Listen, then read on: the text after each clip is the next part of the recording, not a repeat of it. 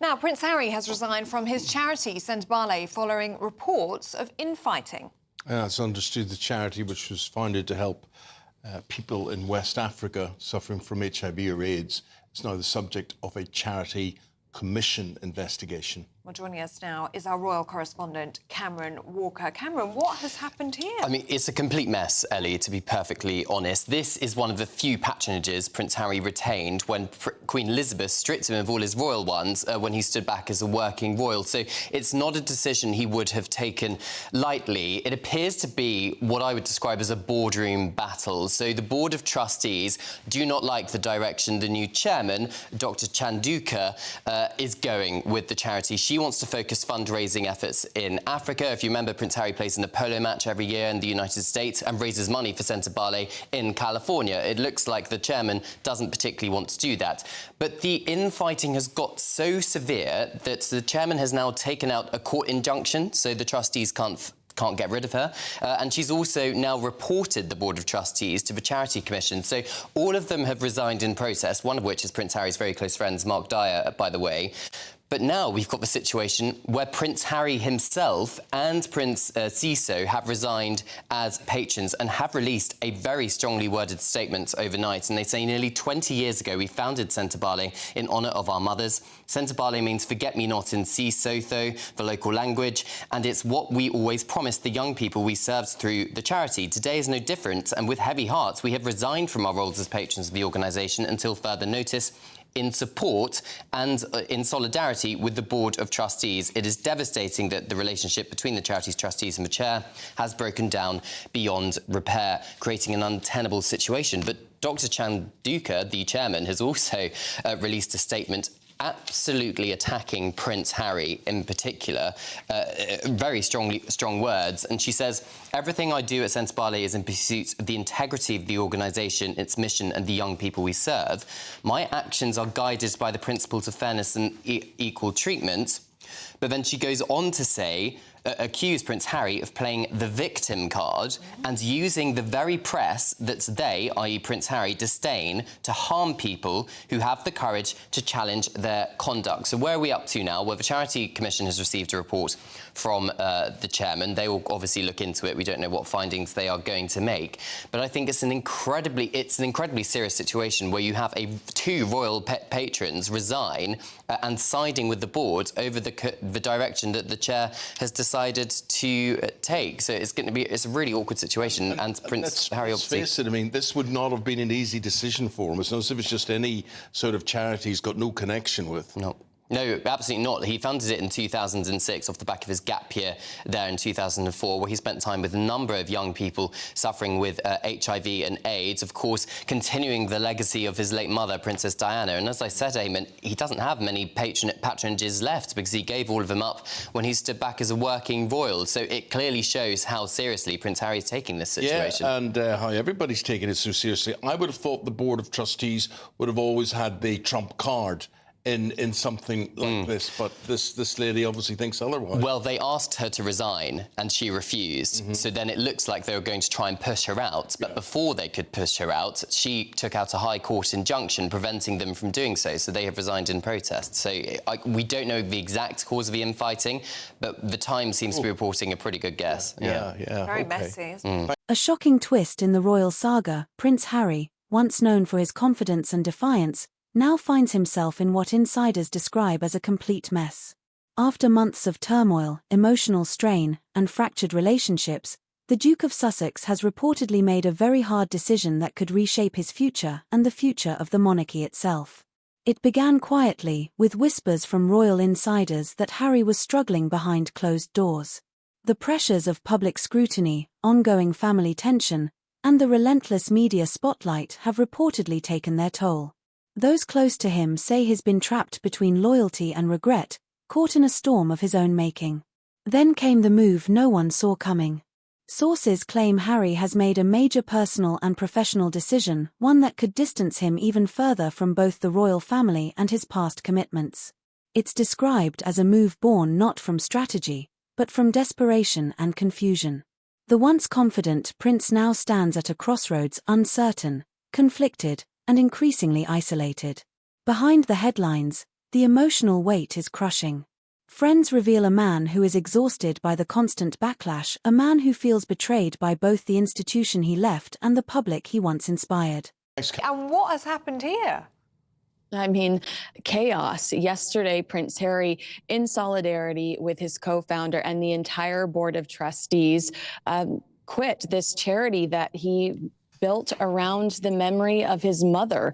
He said the relationship between the charity's trustees and the chair of the board broke down beyond repair. Dr. Sophie Chandra has alleged that there was a cover-up. Now, this is the individual that they're fighting against. Going on at the charity, she blasted the weak executive management, abuse of power, bullying, harassment, and she accuses them of discrimination against a Black woman. She also took a swipe, it sounds like, at Prince Harry when she talked to the Daily Mail, saying, you know, people in this world behave as though they are above the law and mistreat people, then play the victim card and use the very press they disdain. I know that there are going to be some people that read this story and ask themselves, does Prince Harry get along with anyone anymore? But I have to defend him here and say, I think that this is actually a demonstration of loyalty, that he is standing by the people that he's comfortable with, that he believes in, and that he trusts, and that he helped build this charity with from the get-go. This is, of course, so close to his heart, isn't it, Kinsey? I mean, this must be a really personally difficult decision for him to make. I believe so, and I imagine that the timing's not great either, because I'm sure we'll discuss it, but there's so much happening for his wife right now professionally, and this does distract from that. But, nearly 20 years ago, they founded this in honor of, not only Prince Harry's mother, but Prince Siso's mother. And this has got to be one of the hardest decisions he's probably ever made in the last few years. His struggles are said to be more than financial or reputational, they're deeply personal, rooted in loss, identity, and the pain of broken trust. As Meghan Markle continues to forge her own path, observers note the widening divide between the couple's ambitions and the monarchy's expectations. Some say Harry's hard decision reflects a growing need to reclaim his independence, others see it as yet another sign of Meghan's influence and control. The royal rift, it seems, is far from over. The palace has refused to comment, as always, but silence speaks volumes. Within royal circles, concern mounts that Harry's latest move could signal a deeper unraveling. Public opinion remains split, some pity him as a lost son, others see a man spiraling in the consequences of his own rebellion. As the Duke stands at another defining moment, the question looms large: can Prince Harry ever find peace, or has the battle for freedom left him more trapped than ever before? A once celebrated royal now faces the hardest decision of his life, and the world is watching. Meanwhile, his wife has been very busy this week, and when I'm seeing a headline here in The Sun, and they're saying Duchess breaks 5 years, it's her dream, 5 years after Brexit, she wants to be a billionaire. And what I've sort of slightly lost track of what she is selling or what she does represent. Could you sort of frame it for us? Well, Eamon, I think for years we predicted that the ultimate objective was to be an influencer. And Perez Hilton, who I know you've both spoken to before, an American blogger, he said Meghan has finally peaked Kim Kardashian. She's Kim Kardashian status. She's selling everything. You know, you can buy makeup that she likes on her influencer shop. You can buy the same sweaters she wears and the same dresses and pots and pans. So she really is just embracing this influencer role. But it's interesting to me that she did tell People magazine a few weeks ago she didn't consider herself one. But, I think that she's really all in when you look at everything that's happened over the last few weeks. Yeah. She has just put it all out there. And there's been this viral video as well, Kinsey, of Gwyneth Paltrow and Meghan Markle overnight as well. Let's just have a little look at that. They're squashing those feud rumours, aren't they? Hey, let me just say, I said for the record that I follow Gwen forever. I did not think Gwen was throwing shade at Meghan. And this is Gwen putting her money where her mouth is. She told Vanity Fair, look, there's room for all of us. I'm a girl that supports other girls. And I don't know Meghan Markle, but I don't have any issues with her.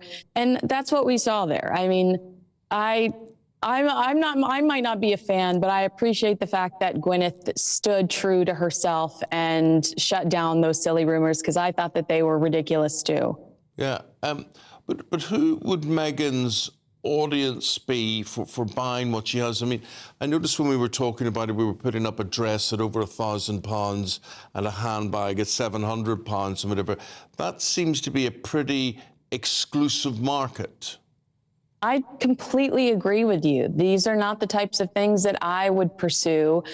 But when you talk to some of these brands, they go, we sold 50 T-shirts yesterday. Now, whether they're making that up or not, I don't know. But I agree with you that that is a very high-end clientele that I didn't necessarily felt like were fanatical about Meghan or the royal family in general. OK, Kinsey Schofield, live from Los Angeles for us this morning. Thank you very much. Kinsey, you should start your own brand. You should do. You're such a stylish person. She could do woolly jumpers. You can do so many things. A Union Jack dress. Do you remember when she wore that? Do all those things. And the hat.